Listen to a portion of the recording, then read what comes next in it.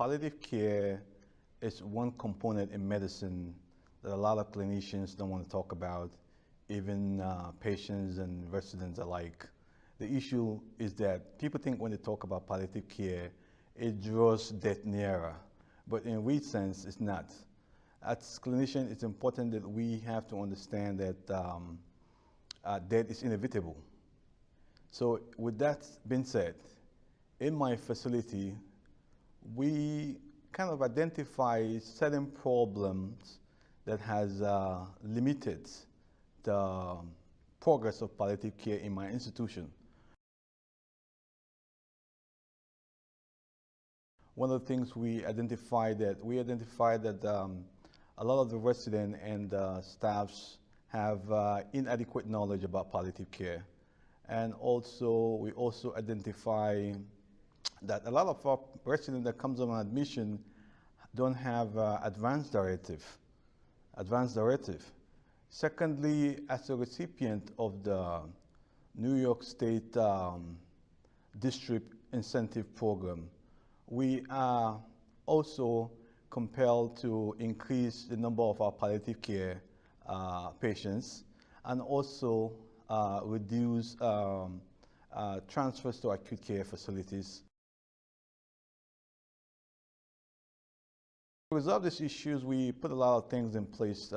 First and foremost, since we identified that education was a key component because of lack of knowledge, so what we did was we have to train all the staffs in the institution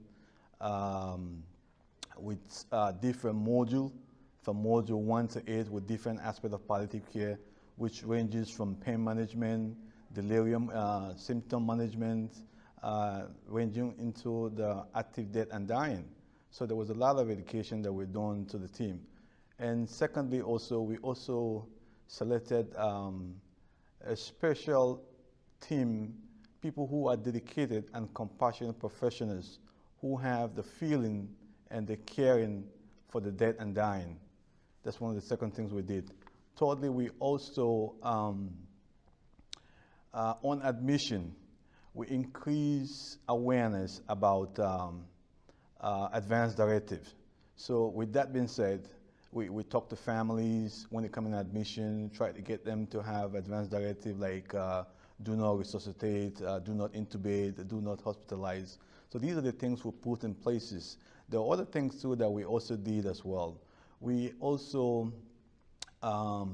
use some educative toolbar like SBAR in documenting to prevent re-hospitalization or sending patients to acute care facility. We also use the stop and watch. We introduced that to our patient care techs, the PCTs. They use that to report anything that they found, changes in patient, whatever kind, they report it. So we use that tool as well. We also use the critical pathway also in treating patients in-house in our facility. The result of the implementation was astounding.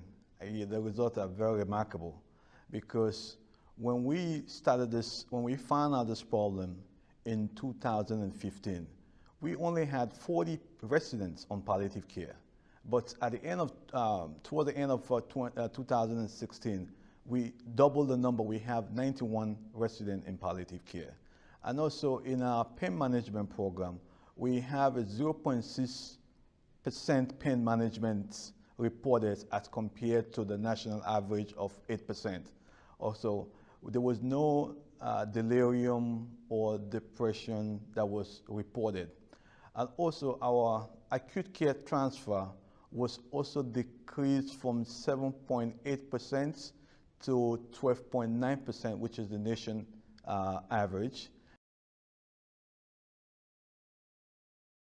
Also, we doubled our advanced directive. Patients that didn't have advanced directive that came into the hospital initially from previous year 2015 to 2016, we kind of increased the percentage to 98%, while the nation's benchmark is at 45%.